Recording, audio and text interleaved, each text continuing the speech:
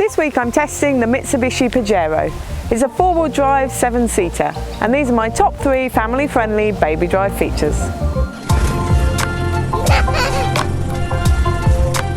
Number 1 is 3 child seats fit across the second row here, which is fantastic, and there's good legroom in the front as well.